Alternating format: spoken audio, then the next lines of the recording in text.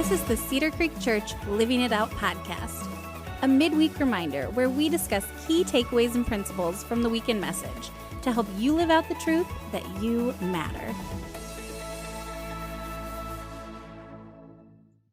Well, hello, everybody, and welcome to the Living It Out podcast, a weekly podcast to remind you that you matter and to help you live that truth out throughout the week. My name is Casey. I am your host, and I am here joined virtually by Ben Bockert and Marna Ward. How you guys doing today? Doing great. Casey. How are you doing? Good. I'm doing good. How we holding up? What's one fun thing you did today while you're quarantined in your house? So I was telling you guys before that we rediscovered these like 1970s cookies that are the vanilla wafers. They're the ones that are like the wafers are real crumbly, but they have all the sugar in between. And so if we, whoever has to go to the grocery store, of course we're like, okay, we need Twizzlers and the vanilla wafers. Like these are some of the it's like some of the fundamental things that That's help amazing. to brighten our day, I guess. So I was sitting here munching on vanilla wafers and was just like, this is 100% sugar. Like there's nothing totally. else is happening here. 100%. That's awesome. Yeah, we were talking about And what those. about you? Definitely the wafers that your grandma gave you when you were. It Oh, was. 100%. Yeah. Oh, Yes, it's those wafers, man. It's those. Yeah, we today I've done pretty much nothing. I've been, in front of the computer doing some work. I would say overall though, things that have helped me get through, being at home with my family. I got 3 little girls, 2-year-old, 5 and 8, and then my wife. So just being, especially when the weather's nice, like we really like, hey, we're going outside. We're gonna spend some Heck time yeah. out there. Our neighborhood did a bear hunt, so a bunch of people put little stuffed animals in their windows, and we were able to go on a walk. And our kids, would walk by a house and be like, oh, there's a bear, and they had a little notebook, and they would Awesome. put a check mark and got home and tallied them Nice. all up. So stuff like that's fun. Cool, and man. Walks, whatnot. But Yeah, Mhm. get outside, right? I love it. Awesome, Yeah, guys. Well, it how- seems like you guys are both finding little ways to find some joy. How about you, My wife Casey? and I, I was Yeah. just gonna say, my wife and I have been having some fun here as well. I was just sharing with the two of these guys. We have been playing Fortnite together. If you have a middle school or a high school boy or a college-aged student, you probably know what Fortnite is. And we have been playing together. It's kind of like this battle royale cartoon shooting video game type thing. So she's been playing with me, and it's been really fun. It's been one thing we've been doing is spend some quality time together. But with that though, we obviously are in the midst of a pandemic, a crisis, I guess, if you will.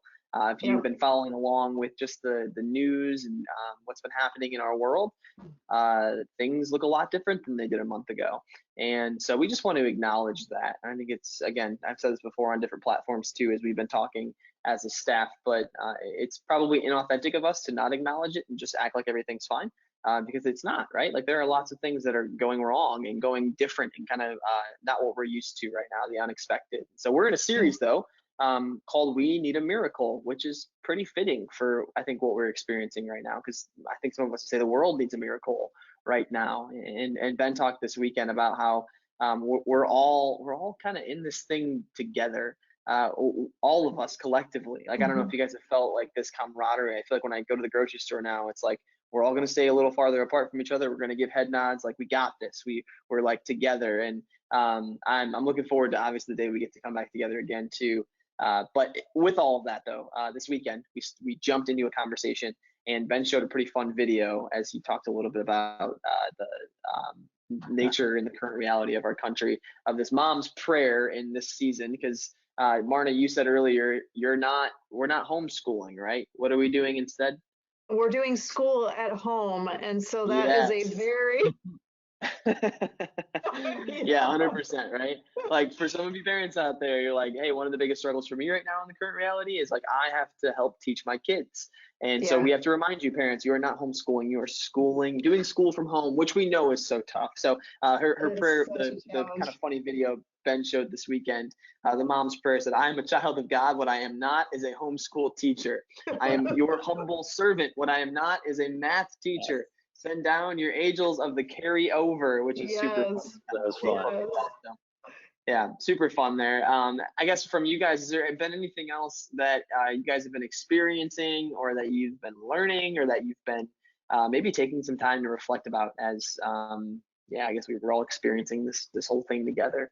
Yeah, I think the biggest thing is that the impact on all of us. That's the just Mm, the enormity of this crisis, of both from a health standpoint, economically, mentally and emotionally, that there is not any of us that can just go, well, that was it, and whatever kind of thing. Like, you said it, Casey, we're all in this together, but it's in such a profound way, on this one. And the rally around the essential workers too, and those people who are really the first responders and are on the front lines.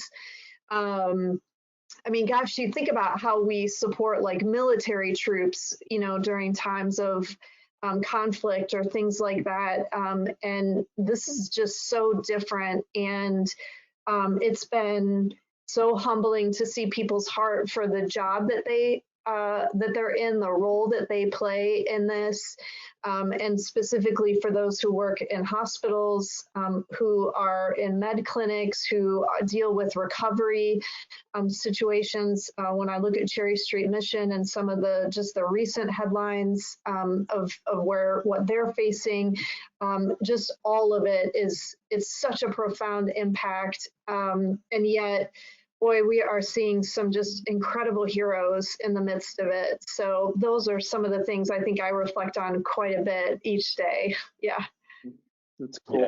Yeah, those are great. Yeah, I think my family experience, not my immediate family, but outside of my, my girls, my wife, we had a family emergency today, and they were at the hospital, and this was outside of coronavirus, but they needed treatment, and just to see the um, the medical staff step up, and they all had their mask on, and when they're working on him, and everything's great. But that was just a realization that yes, there's obviously COVID-19 that they're all working with, but then everything on top of it too, the other medical emergencies. So yeah, just praying for those guys, and for all those at the grocery stores, and the truck drivers, and just so many that Yeah. are really essential. So I totally agree with you there, Marna. I think the other thing for me is just the time to reflect on, like, I'm a sports fan. Sports is gone, right? So it's like there's a lot of things that typically I'm used to doing, and now my kids are home all the time as well. So it's like I'm not just going to give them the iPad and be like, hey, you're all, there you go for the next 8 hours or whatever. So my wife, she is schooling I mean, at you could do home, that, but Ben. You could do 2-year-old, that. that really taking advantage of, like, my time with them, doing puzzles, doing, whatever it might be. So it's just really kind of caused us to slow down a little bit, and really Yeah, value that time, and find what meaningful time is as we're all together in the house, it's great. together too. So Yeah. Yeah, it's just it's kind of what both you said, right? Like there's a lot of hurt, a lot of like, oh my gosh, like wow. But at the same time, there's this camaraderie, there's this let me look for the next opportunity to shine a little bit of light on someone else's life or day. And I think that's super important. And we're going to talk about that more here. But lastly, the yeah, essential workers, that's super important to acknowledge, and even beyond the medical staff who are crushing it right now.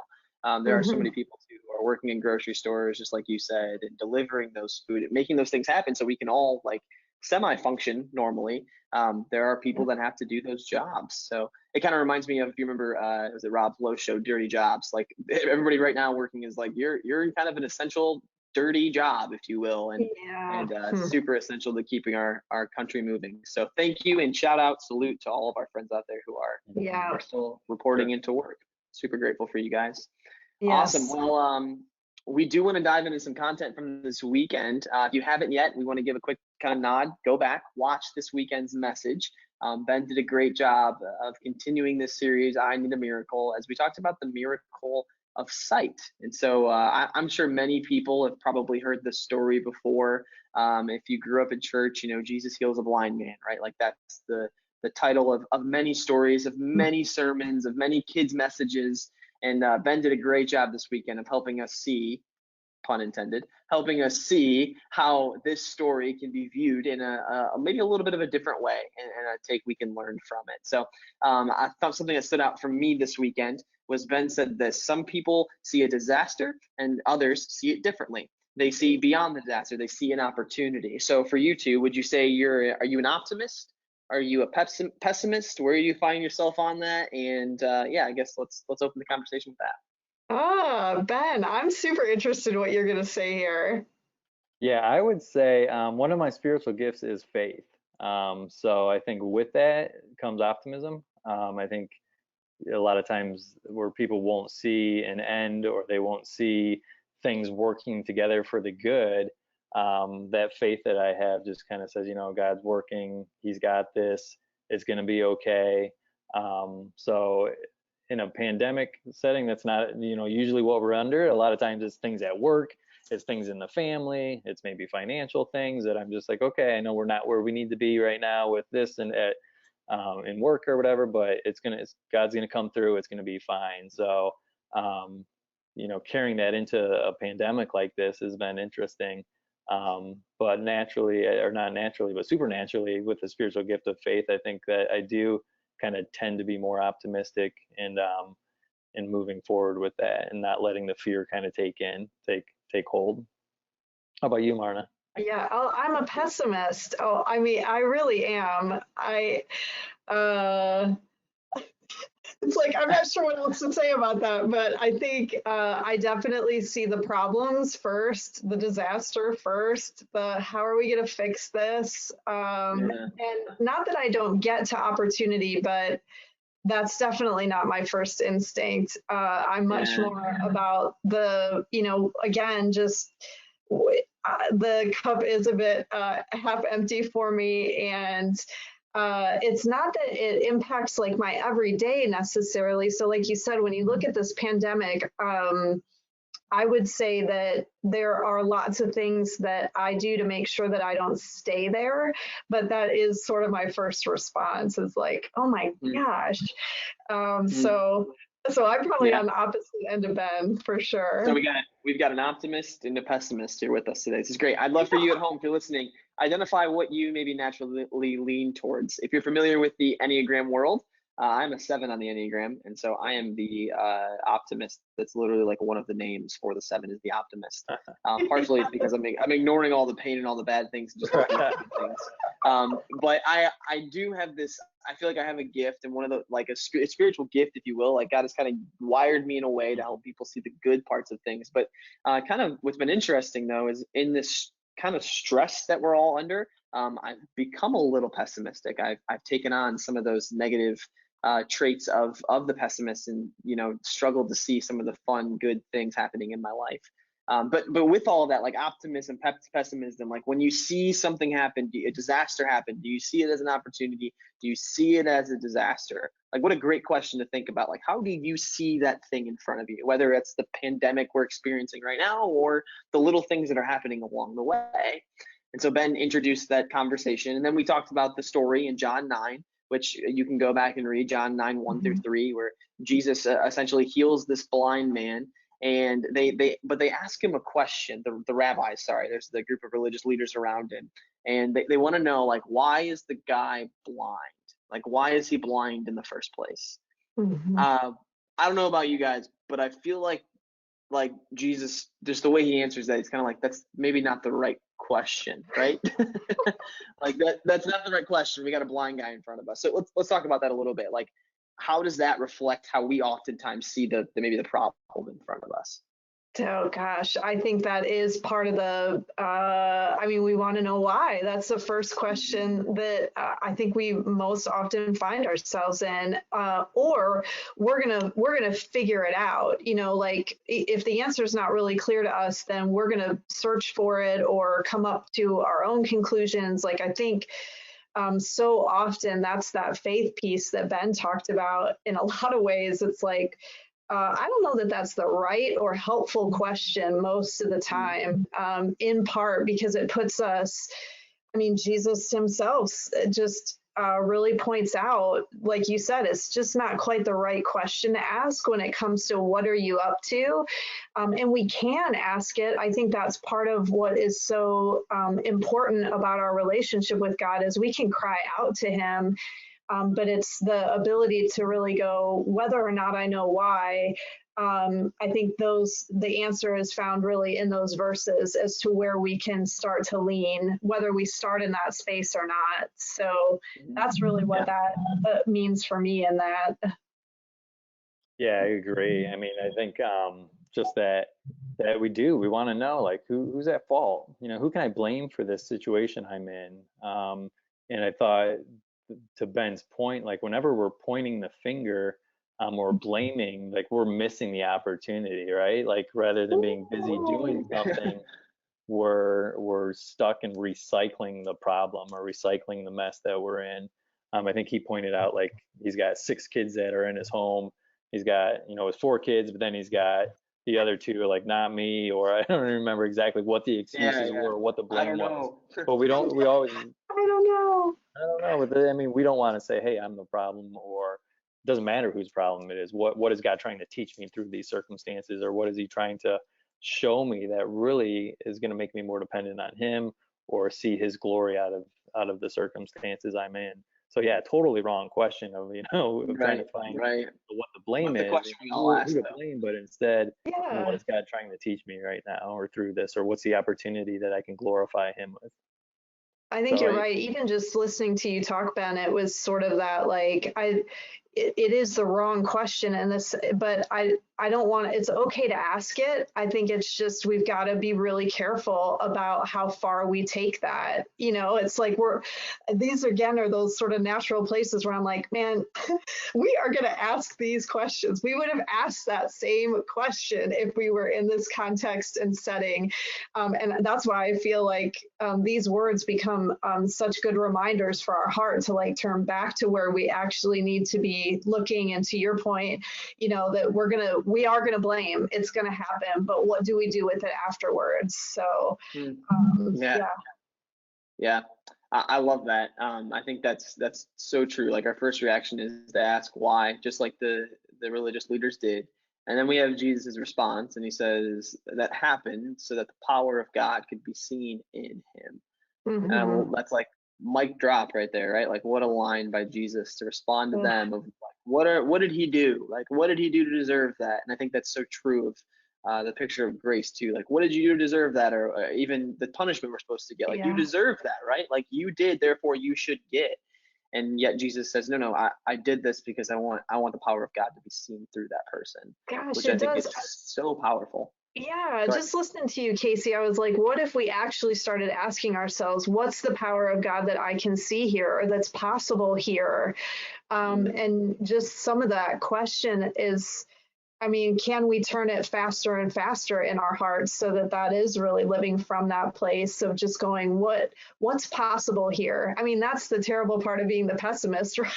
So I'm like, I don't really care what's possible here. Like, this is a mess. It's all wrong.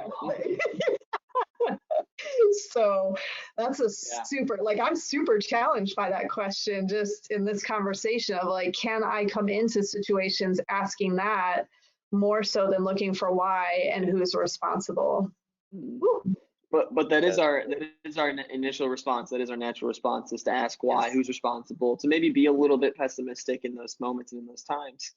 And so Jesus answers, and he says, hey, like, the power of God is going to be seen through me in this guy's weakness. So it's not about whose fault it is, why he's blind. The point is that God is going to use this person, right? And then Ben this weekend had a phrase that God helps me see the eternal opportunity right in front of me. He helps me see the eternal opportunity. I love that word, eternal opportunity.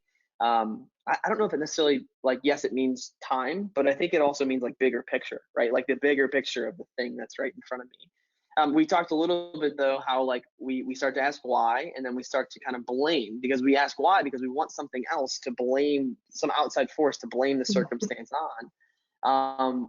We talked about that a little bit, like, why we do that, but how do we get here? What happens when we do that? Where does that lead ourselves?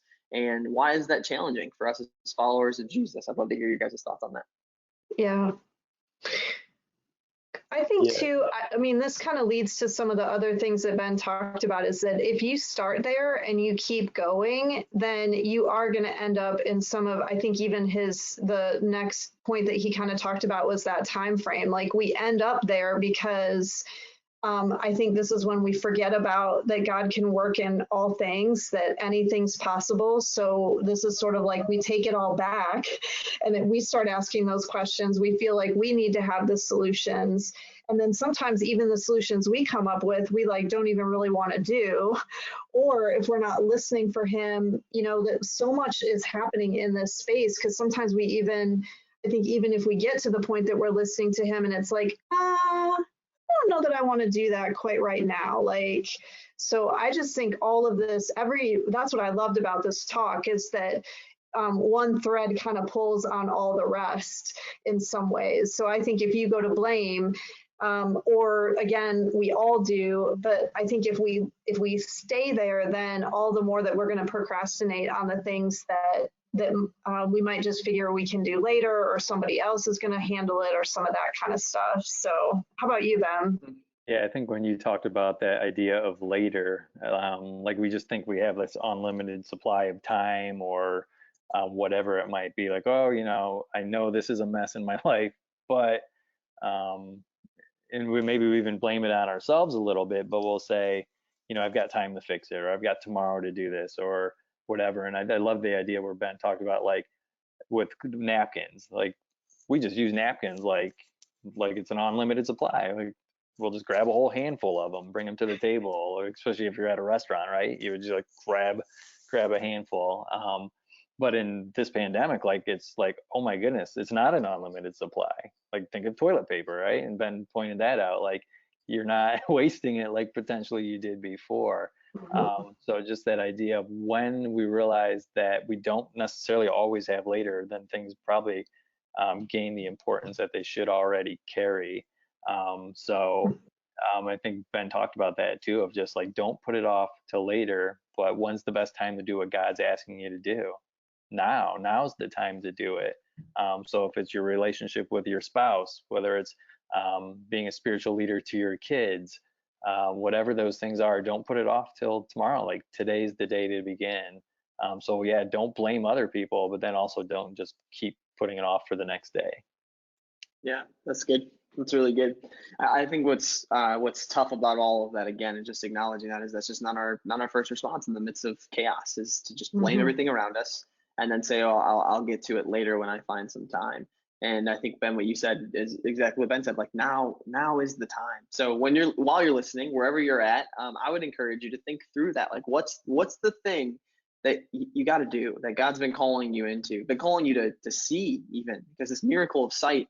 I mean, I don't know about you guys, but I've experienced God giving me sight in different ways all the time. My entire life been following Jesus, and the times and the seasons where I'm able to see more of the opportunity that God puts in front of me. It's when I take steps. It's when I say, you know what, I'm going to do this. I'm going to take a step in sending that text message to that friend and apologizing. Yeah.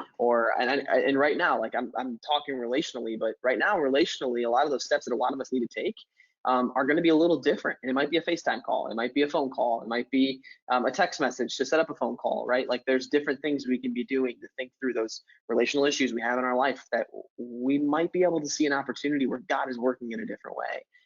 Financially, I know for a lot of people right now, like that's a huge thing. I don't know if you guys heard this, but Dave Ramsey's offering a free class right now. You can watch all of Dave Ramsey's stuff for free. So if you're struggling financially, like take a step. We talk a lot about next steps around here. And I don't know, this is a fresh thought, but I don't think you can take a bad next step. Like I think if you take a step, like just take one. Like there's not a wrong one, just take one. Yeah, there's bad next steps, but like just take one step, like one step you can take today. For those of you listening. Yeah. I think as you were talking, Casey, I really thought of sort of two things, is that sometimes we are at a point in our journey where, I mean, the prayer focus was kind of about this, and just to pray, help me see. And I think those simple words and that simple prayer can be enough sometimes for the next, whatever that looks like. I think that's that faith piece, is that he will show you.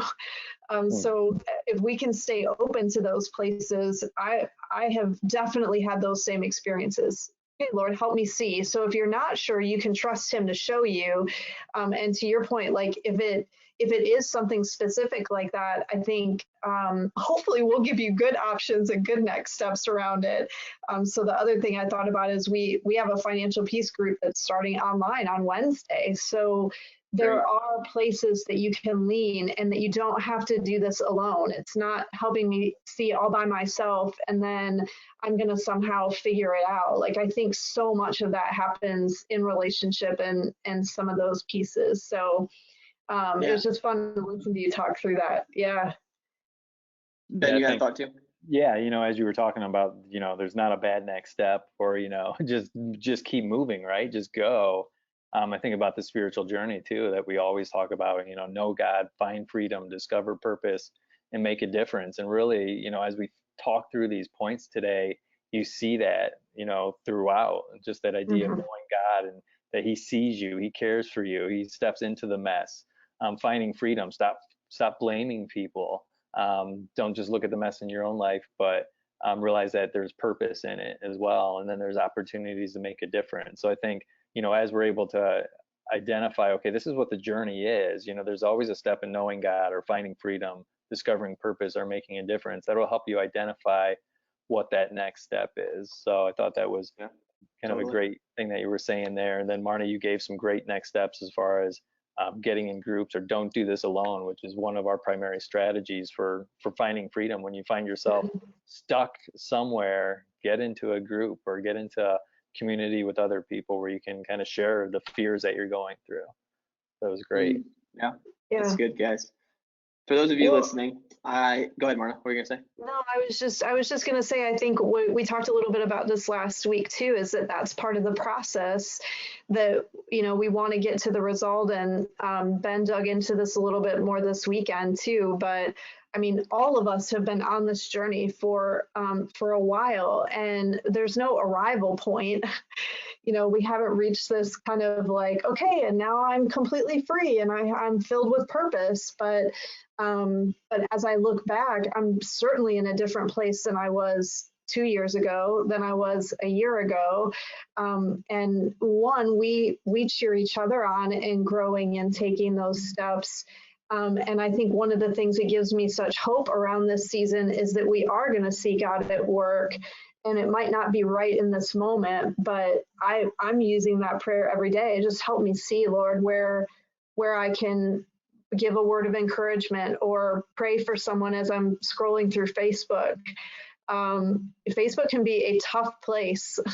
And so I've just got to pray through that thing, because there's so much that happens for me emotionally in that space, both good and bad, sort of thing. And my heart breaks for some people and the posts that they share, but I've just decided that my purpose in that is not just to scroll, but to really pray for. So I just think there's purpose. We find purpose in a lot of places that sometimes it's almost like it gets repurposed when we ask ourselves those questions of like, okay, God, what do you have for me here? What can I do here? In the same way that Jesus said, how can we bring glory to God in this? So I offer that. And so I don't, just all of that starts to tie together with these steps in the journey and what he has for us. It's great. Thanks for sharing that, Marna. I agree. Yeah, the whole journey, I love just the shape it is. Like, it's a circle, it keeps moving, doesn't stop, right? Like, it's just this constant journey where you're trying to figure out next steps. So what I was gonna say is, no matter where you are, no matter what you're listening, what listening on, I would just encourage you to think about that. Like, what is your next step that you can take today? I know I have one. I know this morning, like there was something I needed to find freedom from in my life. I had to text a friend and process through that with them. And that is one of the most, I guess, like weightlifting moments, when you can find freedom from that thing. And then I'm going to try and find some purpose in that mess and that mistake that I made, and trying to start to make a difference through it, right? Like, every failure, everything that happens in your life, no matter what you're going through right now, there's an opportunity for God to be working It takes acknowledging it's a problem, inviting God into it, and then trying to identify what that next step is. And inviting God into it's going to help you see it. So I would encourage you to keep following along. I think one of the great ways to see and to help see where God is working is just to continue watching our service. Be plugged in an online group that has launched. Am I right in saying that it's launched? Yeah, this week. Yeah, they're all launching this week, so there's still time. Yep, definitely check it out at cedarcreek.tv/groups. There's some really fun online groups getting started. I saw a couple of them. I'm super pumped about that. So get connected in a group, find yourself a community of people. It is so important to be able to be doing that in a time, especially like this. The other thing too is just keep watching our weekend service. Engage with it. Watch on Facebook Live. We have some lobby times going on Facebook Live, and I'm on Instagram Live.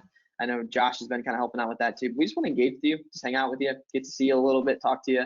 It's great seeing faces when we can. And talking and interacting. So any other final thoughts or things that I'm missing from the two of you guys? Yeah, I agree with all those. I think those lobby times are a lot of fun to jump on and just kind of connect with the campus pastor or whoever's leading it, interaction with, the post going on. I think the other thing that's great is the morning prayers that Ben Snyder, for the most part, Ben's been doing those. So 7:30 a.m., Facebook, Instagram, he'll lead the prayer focus for a time to pray. So that's been great. People have been putting their prayer request in there. And like you said, Marna, don't just watch, but also engage and participate and pray for those requests coming in. The Living It Out is another great resource as well. So you can get those on our app or LivingItOut.tv, and those will help as you kind of daily reminders of God being at work and that we can trust Him and find freedom and all those things. Great. Cool, guys. Well, thank you so much for being with us today, the two of you. I appreciate you guys. Love having you on. I would love to invite all of you listening to come listen to us again next week as we kind of talk about the weekend message and hopefully give you some practical ways to live it out, because this is a Living It Out podcast, a weekly podcast to remind you that you matter and help you live out that truth. Thanks so much for listening, and we'll see you guys next week.